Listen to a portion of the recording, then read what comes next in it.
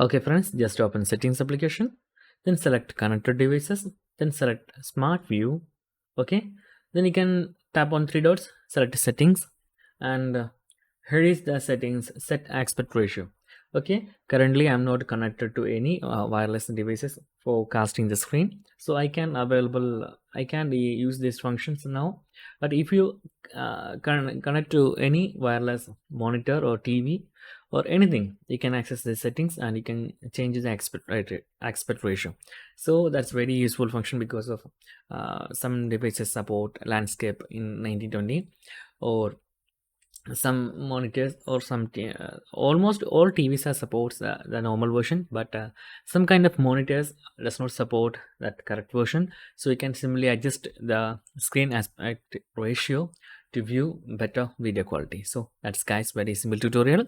If you need any kind of Android or iPhone tutorial, just comment below. I will post my replays as video so you can easily watch and understand it. And if you enjoyed this video, please like, comment, share and subscribe our channel for getting more videos like this. Thank you so much for watching. Have a nice day. Bye bye.